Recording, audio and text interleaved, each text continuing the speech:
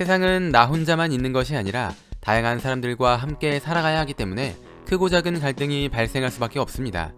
그래서 이런 문제를 해결하고 갈등이 발생하지 않도록 미리 규칙을 정해놓는데 우리는 이것을 법이라고 하죠. 법을 지키지 않으면 벌을 받게 됩니다. 이때 벌은 단순히 벌금만 내고 끝나는 경우도 있지만 감옥에 가는 경우도 있습니다. 이것은 원칙적으로 누구에게나 똑같이 적용되죠. 그런데 뉴스를 보면 죄를 지어 감옥에 들어간 사람이 돈을 내고 석방되는 경우가 있습니다. 도대체 왜 돈을 받고 죄인을 풀어주는 것일까요? 돈을 내고 감옥에서 나오는 것을 보석이라고 합니다. 보석이라고 하면 떠오르는 다이아몬드 같은 광물과는 다른 의미를 가지고 있죠.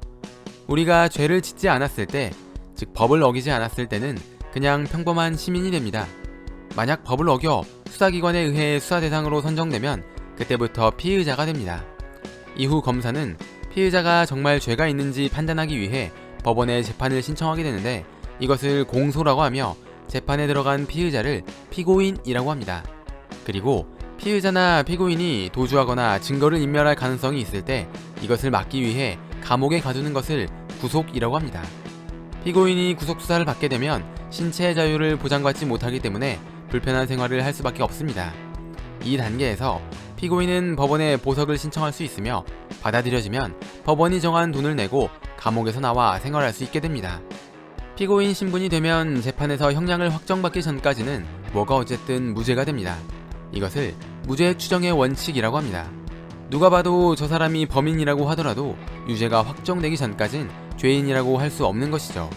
즉 피고인은 아직 죄인이 아니기 때문에 신체의 자유를 보장받을 권리가 있습니다.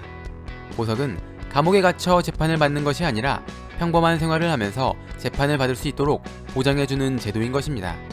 다시 말해 피고인이 보석을 신청했다는 것은 도망가지 않겠다, 증거를 인멸하지 않겠다를 돈으로 표현하는 것이며 보석금을 내고 석방이 되었다는 것은 피고인에게 자유를 주는 것이지 죄를 없애주는 것은 아닙니다.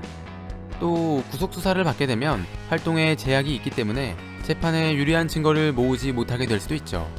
이런 점을 보완하기 위해 보석 제도가 있는 것입니다. 일반적으로 피고인이 구속되면 구치소에 가고 죄인인 징역에 살게 되면 교도소에 갑니다. 하지만 언뜻 보기에는 둘 다 죄수복을 입고 감옥에 들어가기 때문에 똑같은 것처럼 느껴집니다. 그래서 보석금을 내고 석방이 되었다고 하면 죄를 지었음에도 돈을 내고 풀려난 것처럼 보이는 것입니다. 보석금은 어쨌든 보증금이기 때문에 재판이 끝난 뒤에는 모두 돌려받게 됩니다.